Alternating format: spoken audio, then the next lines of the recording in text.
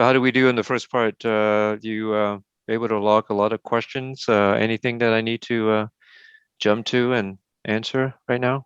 There are a couple. Somebody's asking, what type of lighting do you like to use at your table? Mm.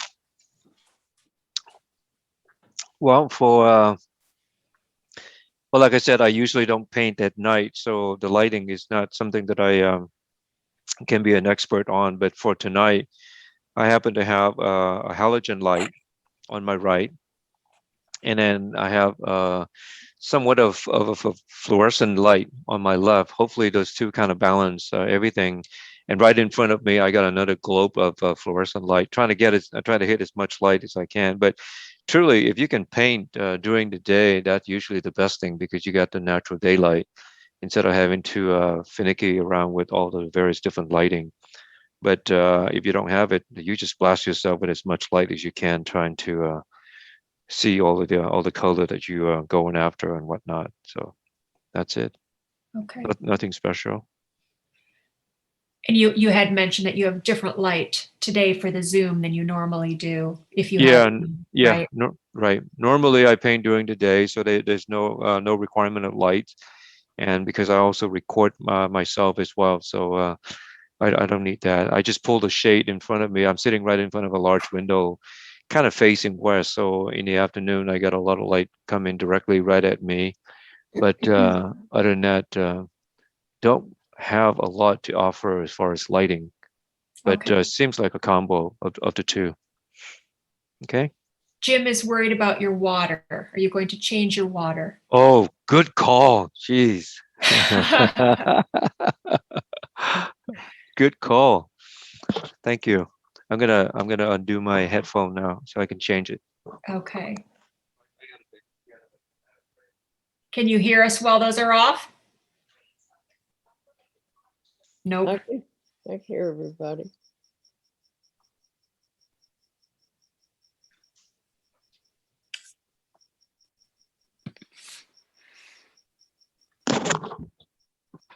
Thank And you, then Jim, for that.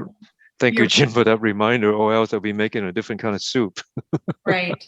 Get some clean water. Yeah. Okay. Real quick, I'm gonna just go ahead and show the finished painting. Um, I usually come back a little bit later on and a few things that I'm not happy about, but then again, because I paint rather quickly, and that's what I'm training myself to do. I do treasure some of the brushstroke here and there that's just totally expressive. It's not like holding your breath and hold that line straight and this and that. I just basically went for it, and I like the quality of what it's doing for me, and that's the directions I've been painting in the last 7 or 8 years, and I continue to grow on that in that direction. Okay. So with that, I'm going to go ahead and flip this over and get another sheet ready to go. Okay. Because I'm down to the last couple of sheets, so it's kind of warped a little bit. So I'm going to go ahead and just use that tape to hold it down. Okay, the next demo, and I got some quick time to do it. Here's another scene. There's a Facebook group called Reference Photo for Artists, and I've joined the group and browsed the thousands of pictures that they offer, and every now and then I pick one and I paint, and I usually would repost the painting back on that same group, kind of show them, hey, this is my take of it. So here's a picture by a lady named Cindy Crooks from September 2nd, 2016. It's a beautiful picture, kind of like looking through the pine tree and you see the sun beyond there. Very interesting picture, but if I'm going to paint it, is there a story that I can create? So my first look at it is essentially, boom, there's a picture of dead center. Uh, and that tree is about the same height as the tree on the left side, and then there's some of the smaller dead tree in front of it, which also got the same height. Anytime I see something vertical, I automatically goes to the mode of what can I do as far as horizontal line? Do I kind of mimicking that same slope there, or do I exaggerate that to create something that kind of counterbalance the verticality of these pine trees? So uh, again, there's enough elements here. I like it, but I see that there's something else different that I can do. So with that, I'm going to go ahead and do a quick sketch of this one scene. Again, I chose the vertical format again because of the tree. So here we go. What to do, what to do, what to do. I think I'm going to go ahead and exaggerate the slope and creating something much more dramatic than what's in the picture. I'm going to go ahead and reserve this spot right here for the big tree. It's going to come down right here. And then the tree next to it, instead of the same height tree, I'm going to make that a subordinate tree. And then I like the idea of having another tree on the other side of the slope, which makes sense. So if I do that right there, again, you see, I'm just lightly suggesting some kind of a tree beyond, but not entirely drawing it. And even if I did draw it, I'm going to end up letting my brush paint something different, so it won't be exactly the same as these guys. So there's the first tree. It's going to come down to here, and somewhere here, because there's another dead tree, and I like the idea of maybe taking that dead tree and maybe express it differently. Again, playing opposite to all the verticality that you see all over in this picture. Again, this is your creation, so you can do a lot of different things. Maybe I have another tree here. Maybe I have there. Okay. So with that, and then this thing is going to slope. Okay. I think I have enough right there to get going. And here's the sketch from the picture. Okay. I usually am pretty guilty with the excitement of seeing a picture and then can't wait to get going as far as painting. So I try to save as little time as I can on the sketching and drawing part and just just paint. Okay, again, go back to my cobalt blue. In this cobalt blue, I got a little bit of wisteria in it.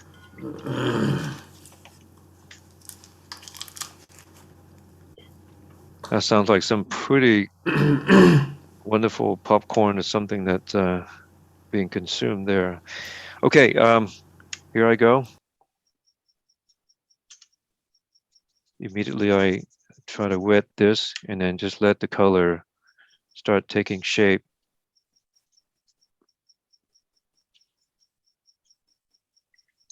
The picture shows a clear day with some heavy cloud kind of here and there. And then I'm going to hit the very bottom of it with some of my wisteria.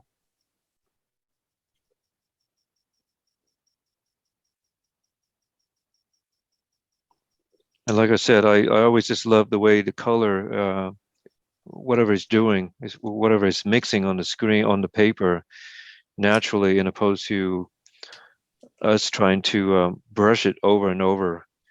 Like I said before, if you go over that more than 3 times, that's usually damage control. So it's not too cool. Try to just make that first definitive stroke and let it be spontaneous. That's the best thing. Okay, so now that's kind of there. I'm going to go ahead and use this to define the slope that I'm going to suggest. Now, while this thing is still wet, I am going to benefit from the previous painting mix. I'm going to let some of the green kind of float in there, right where we have some of the tree that I'm suggesting. And they're going to end up being distant trees and whatnot.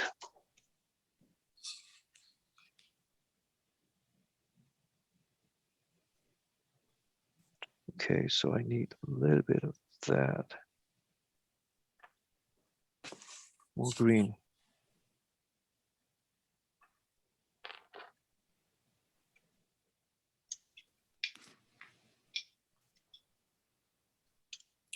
I've just posted this scene again if people want to follow along. Okay. Thank you, Susan.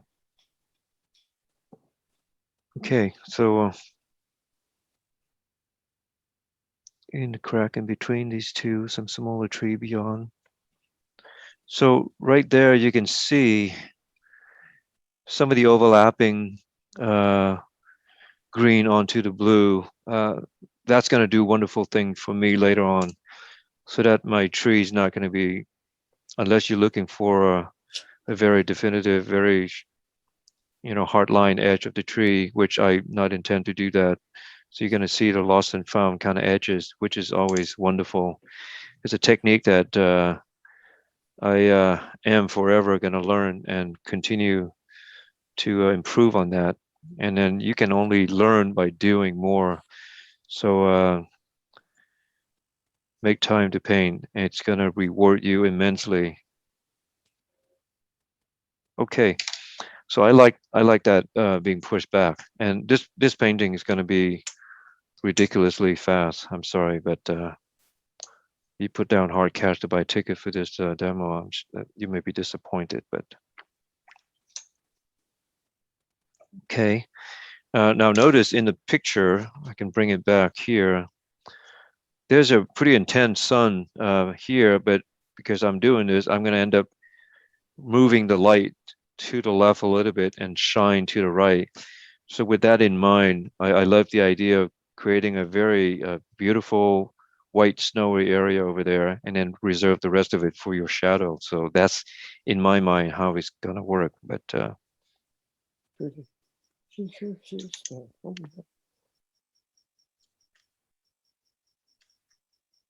again, this is to get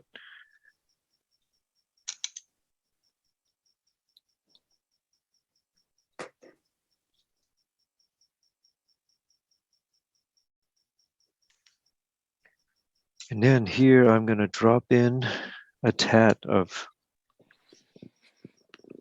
yellow ochre, very weak.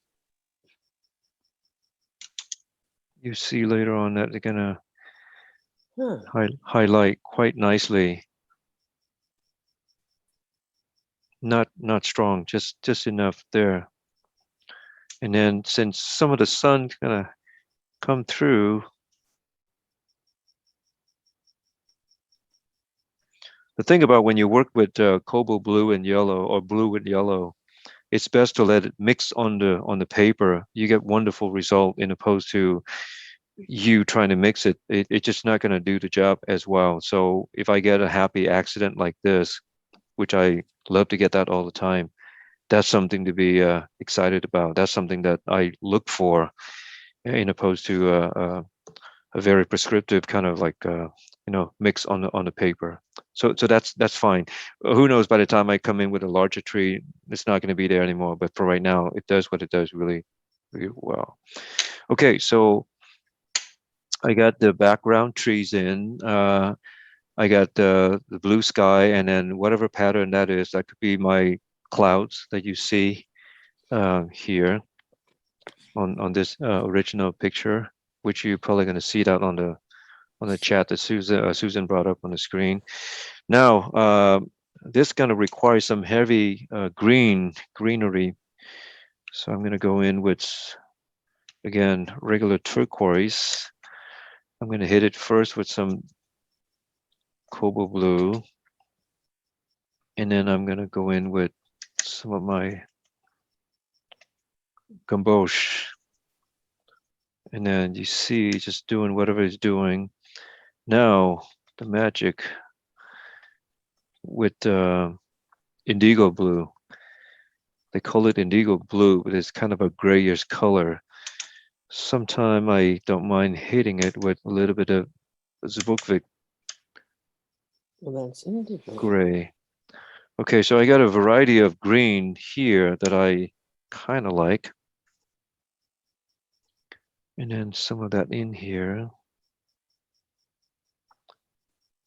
the reason for some of the yellow here, different yellow, creating some really beautiful mix of green. So I got a little bright blue, bright green there, and some nicer kind of olive almost color there, and then some darker tones.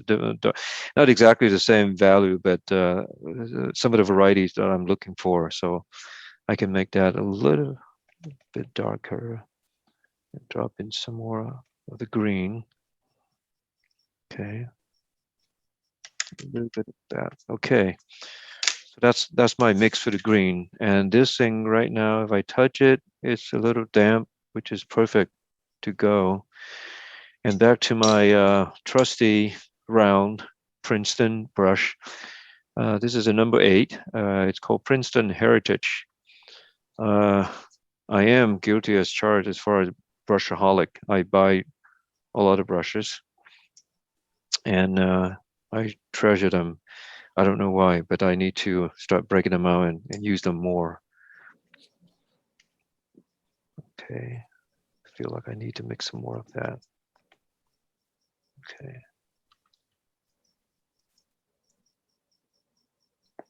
Okay, good to go. All right, so let's paint, because you're looking at all these trees from behind. So if nothing else, you paint a negative side of it. And but then again, there's parts of it that where the sun hits, it should be paid attention to, and that's where some of this mix, the lighter mix comes in. So I'm gonna get going here with that.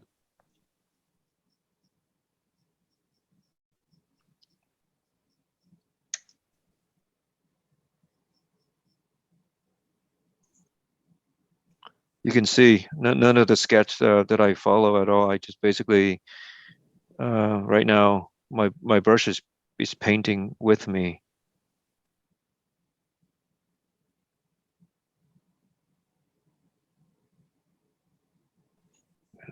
That one there is beyond the little one. So you intentionally play up on the tension. Big one, little one, small one.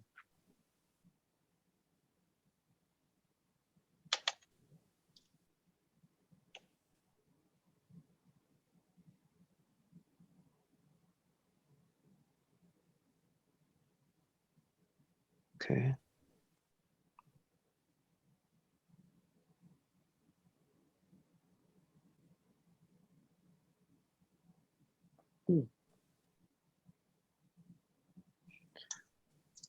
Okay, it's a fast process essentially. So the first one that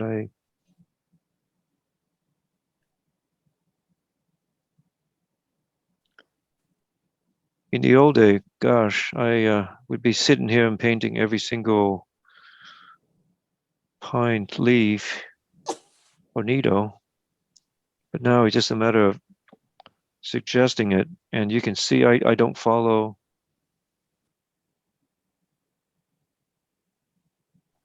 I don't follow what's in the picture, but still it's suggesting a pine tree, some kind of pine tree. Hopefully I won't be challenged to answer exactly what kind of tree it is, because I'll tend to say that's going to be Douglas fir. That's the only tree I know, right? That's around Christmas time, Douglas, noble Douglas tree. I love that. So this tree is actually quite large. It's a primary tree. It's going to come down to the page. I can use a little bit more of the darker shade in here.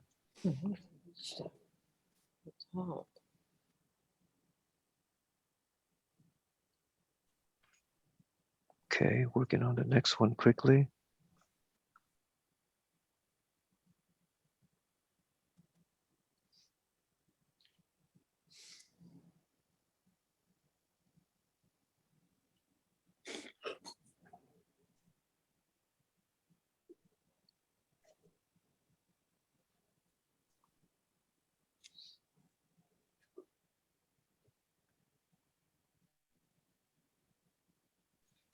now take care to still save that little tree beyond. It's kind of in between these two big trees.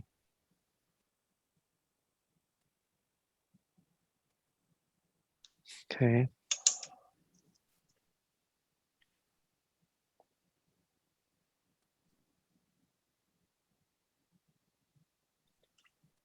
Okay. And some of the incidental light that coming through, they're hitting that.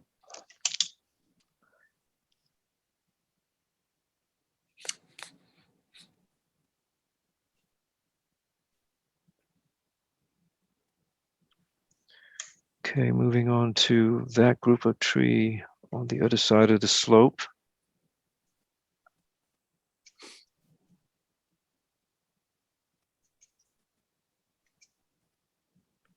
Sometimes I do use burnt sienna just to kind of warm the tree down a little bit.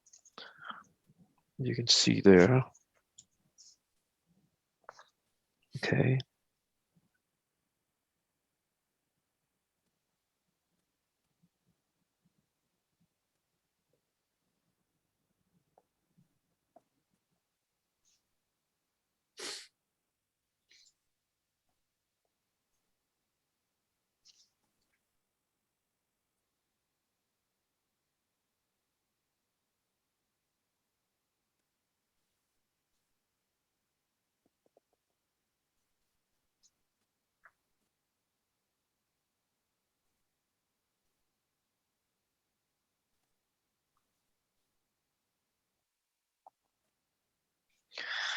So there's a group of two with a small one beyond. There's a group of two.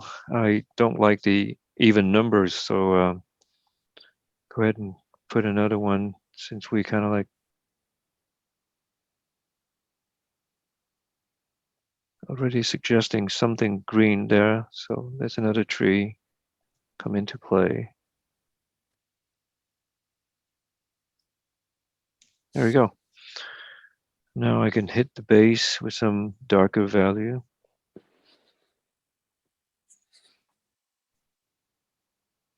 I like that tree more. Okay.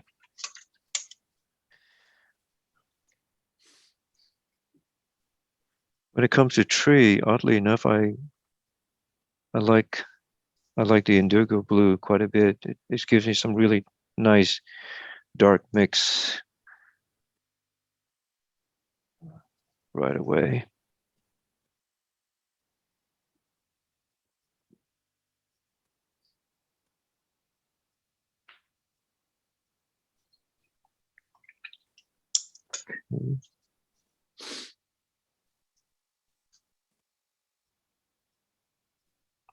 Okay.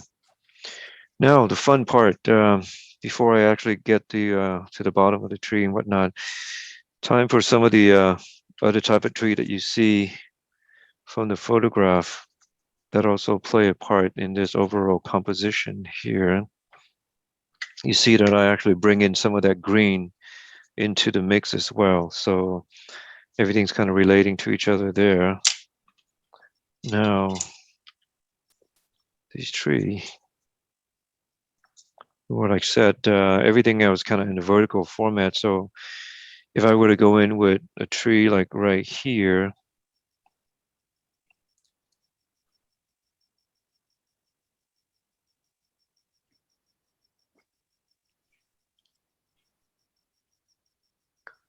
am I timid about it? Sometimes I do, but again, if there's an oof, it's only watercolor and paper, so it's quite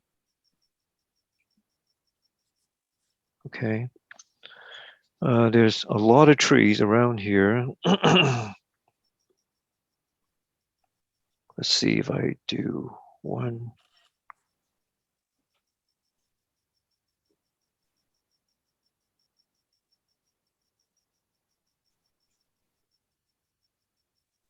You can get them in first and then step back and kind of decide we're best to mix them.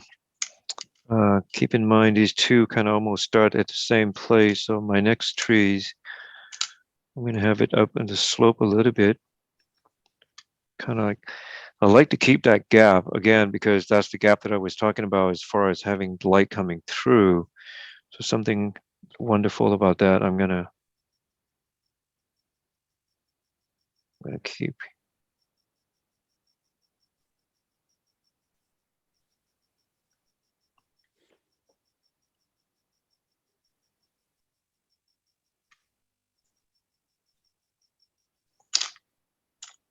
My brush. Okay, this.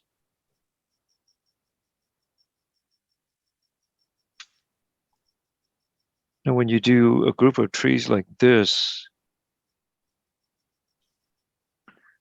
be mindful to vary the tree trunk and whatnot so that none of them's gonna be all exactly the same size, right? So this one,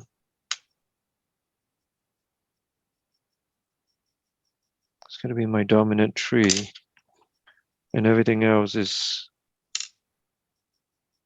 asking to play along.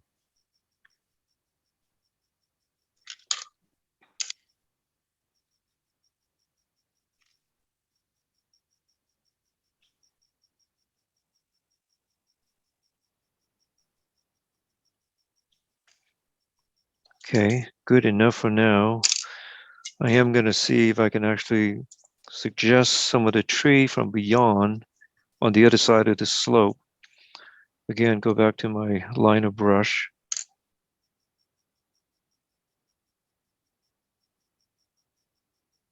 They're smaller.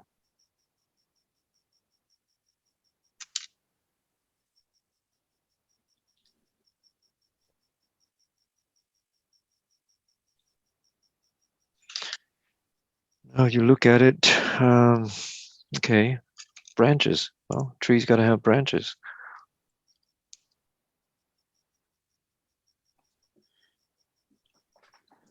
I'm not going to go crazy with these guys, so.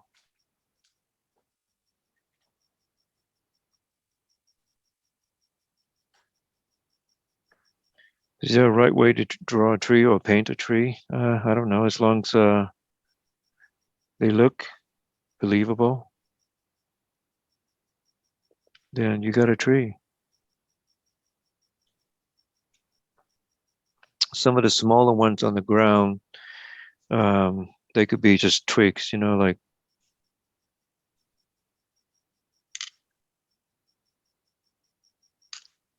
these would be wonderful opportunity for shadow later on. I know it.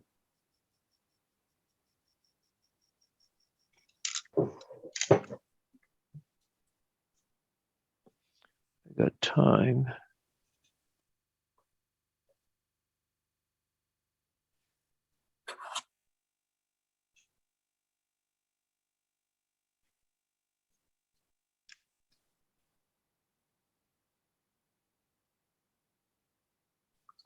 Okay, so with that, we got this sort of little group of trees in there. Sleepy. Okay, I'm going to blast it with some hot air.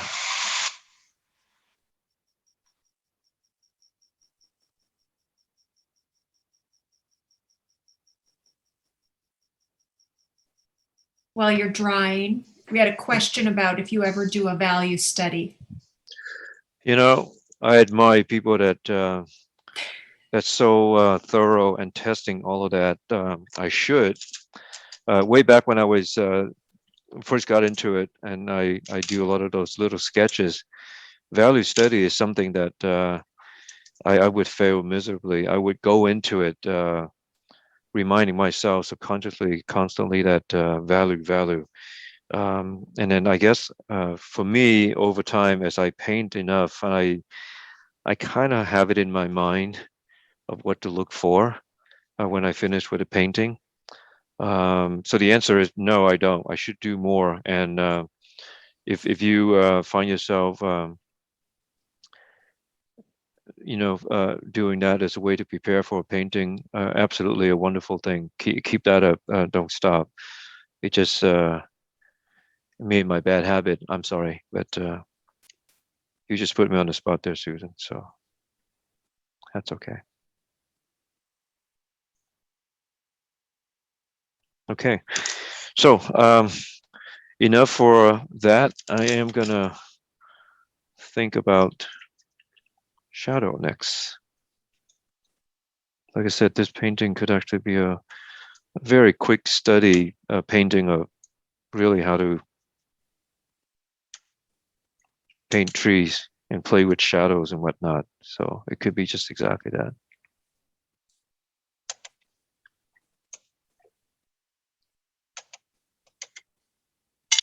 Okay, back to my brush. Again, this is the part where sometimes it pays to not be timid. So in looking at this, I like that. I like that. I think for the balance, maybe there's another tree or something on that side that I can come in now. It's perfectly all right to change your mind and add things and whatnot. So kind of feel like it's sort of missing something. So it could be another big tree from beyond.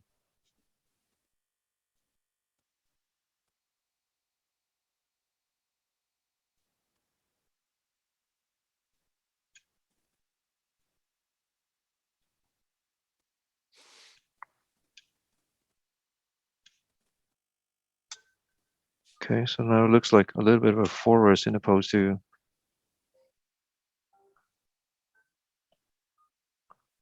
a little forest. Okay, now I'm gonna go in and hit this. The process of doing shadow usually is a quick one, and I try to make sure that all of my colors stay commingle. That's the best result that I get, in opposed to so meticulous about one area and it dries, and then you got to worry about, gee, how do you get the next one? Um, Here, I can go in, try to test some of this.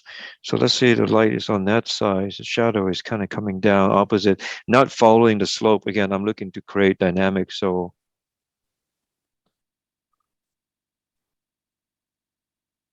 and then there's slope here. So you can kind of like, okay, so that's seemed to be something that I can,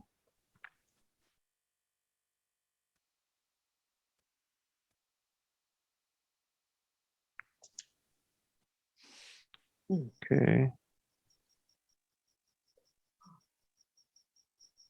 This is going to be the one that's going to be most dominant. So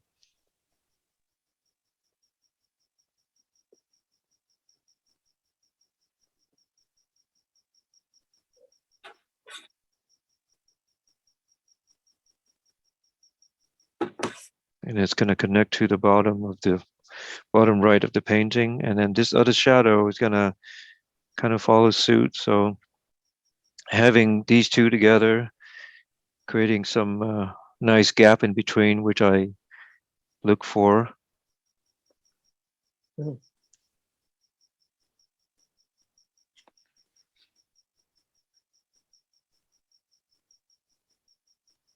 You see how important it is with a pointed brush. You can actually let it sketch with you quite nicely.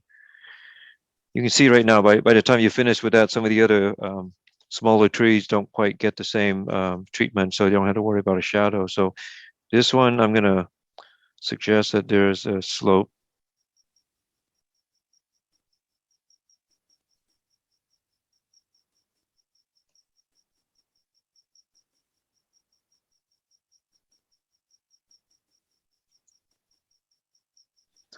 And then out of your left view, who knows, there's another big tree, a big shadow. So I can actually exaggerate that again with a series of shadow coming down.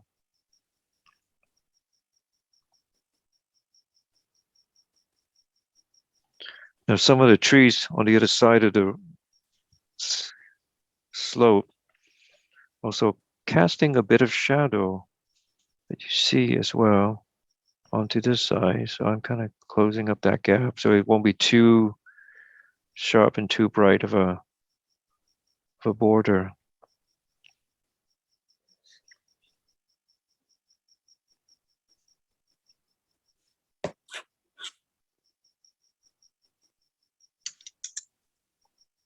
It seemed to be okay. Now I need to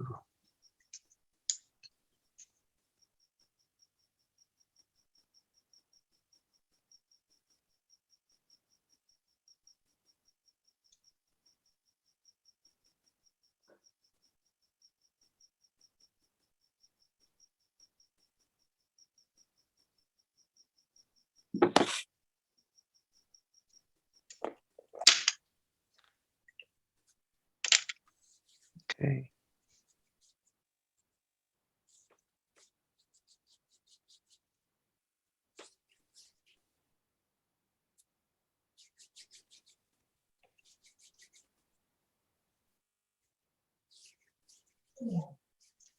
Okay.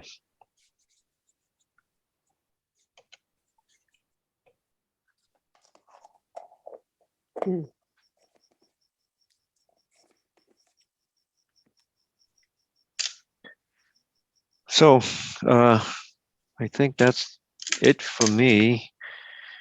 That's interesting. So I like them. don't mind that. Don't mind that. Don't mind that. Again, I always have the highlight part, which I hit it with the Holbein white, just to highlight a few things here and there that I looking to highlight.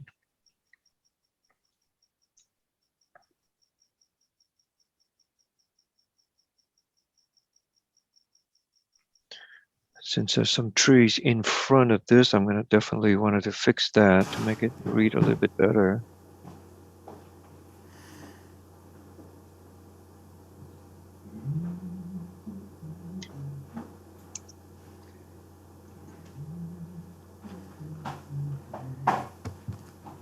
Here's what I'm talking about. Right here, there's a tree that sort of engaging with our main tree. Should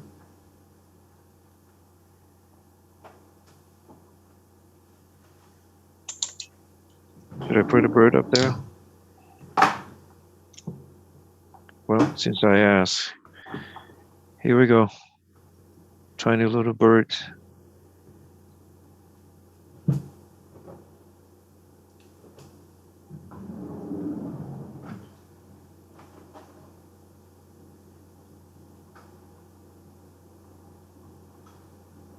Okay. And with that, that is my interpretation again of this picture from Cindy Crooks.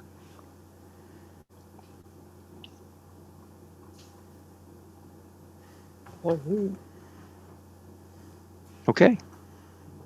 Wow. Huh. Do you want to open it up for questions for a couple minutes? Yeah, I can do that.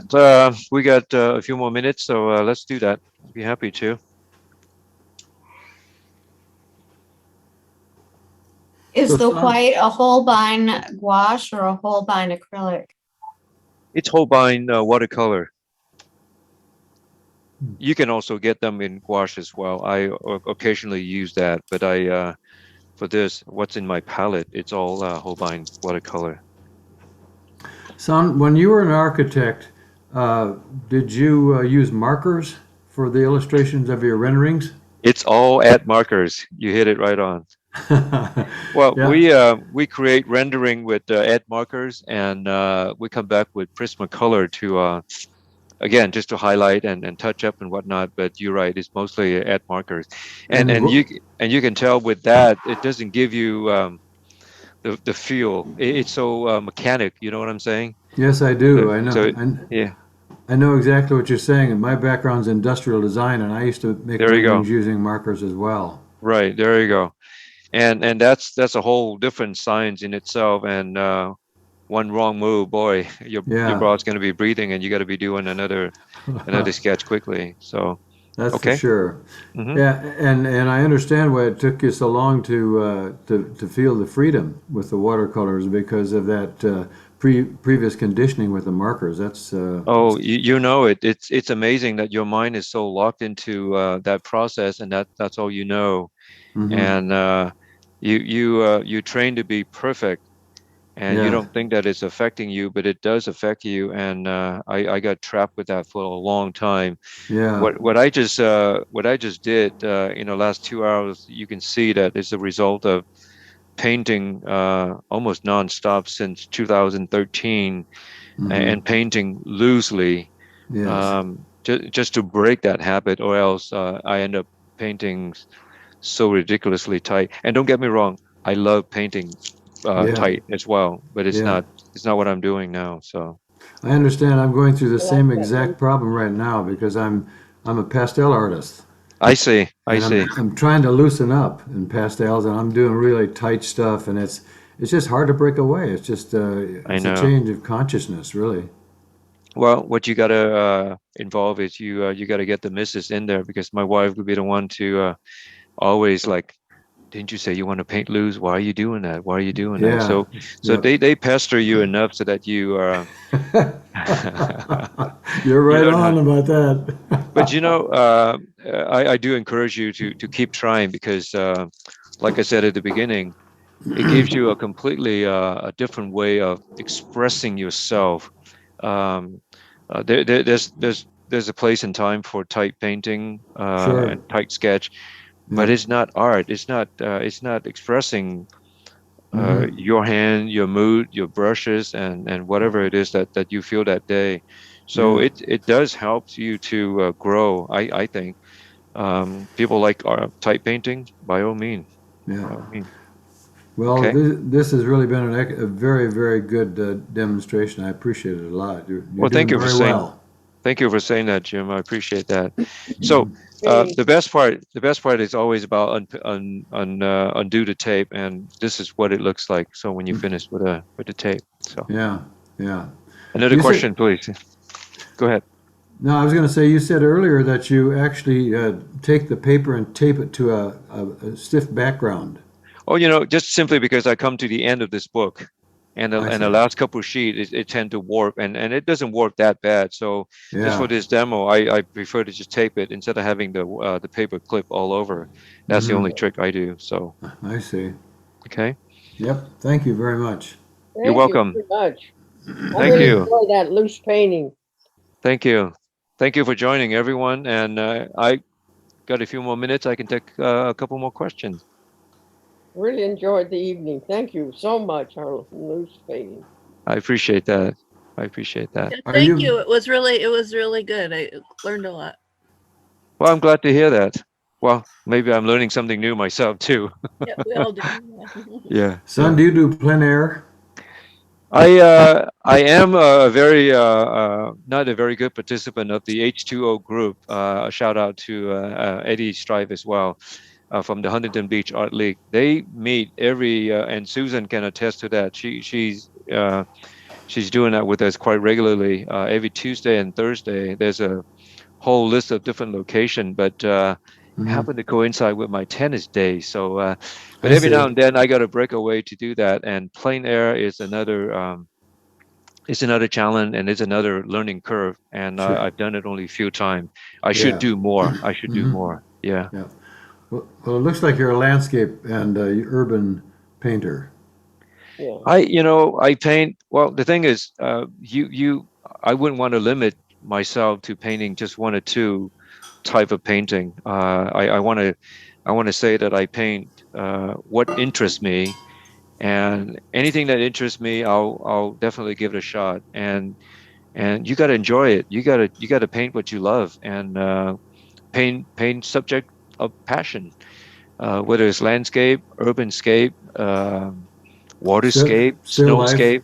hmm Oh, still life. I dabble into it once or twice, but again, the patience that I don't have, and hmm someday, yeah, someday, yeah. Well, keep up the good work. It's Well, Great. appreciate that. Thank you so much. Okay. Any other questions? Uh-huh.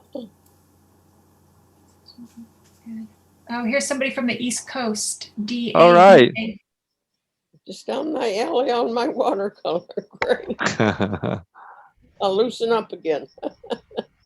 Well, I heard someone saying that painting loosely or painting sloppily and then painting tight, they're all different style. But it seems like once I know how to paint tight, I understand the rule. And with that, I can train myself to break the rule. It's a lot Uh-huh. easier than painting loose, and then you find yourself confused with painting loose or too sloppy and whatnot. It's a challenge in both directions. But for me personally, it's taken that long. I don't think I'm there yet, but I certainly am painting a lot looser. And ever since 2013, I have not used masking fluid whatsoever. Every one of the Oh my painting, gosh. yeah, Oh, it's such a freedom to be able to go in and paint. And like even right now, this paint that I just finished, you can see some of the back run in the paint in the water. Um, Again, that's absolutely happy accident, and I look for stuff like that constantly. And you just got to paint more to discover stuff like that. So I Mhm. have to discover it. Yeah, that's interesting. yes, thank you.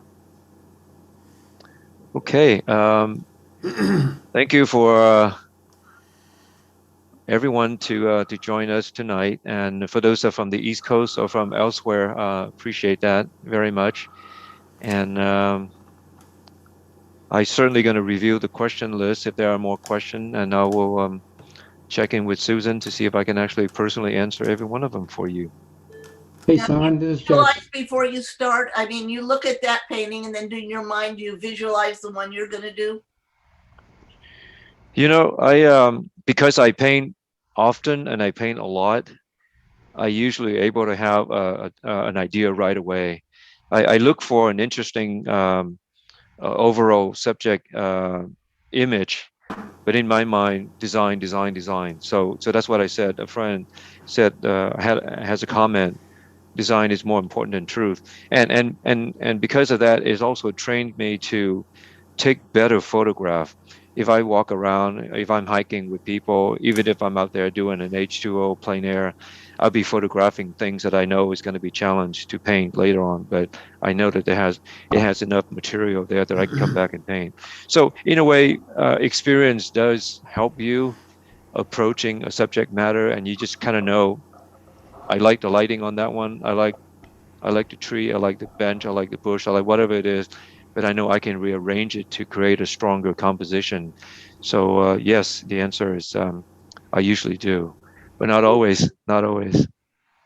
Mhm. Good question, thank you. Okay. Do you do any plein air painting? Very few plein air painting and not very good. I'm not very happy with them. I Oh, just don't have the gist of it down. So yeah. some people do it very well. The hardest thing you can do in plein air is you among friends, that's okay. But if you do in plein air and you got people that are gawking over, boy, that's just gonna make me nervous, and I usually goof when that happens. So, but that's not the reason not to do plein air. I should do more. That's very hard. Okay. Yeah, I should do more. Good question. Thank you. Thank you. Fantastic. Thanks so much, Sando. You're welcome. Thank you, Susan, for the invitation again, Yeah. and I appreciate that. Very good, Sandu. Thank you. Thank you. Thank you, everyone. Thank you. Have a great night. Okay. Thank you. Good night, Jack. Bye-bye. Yeah. Good night.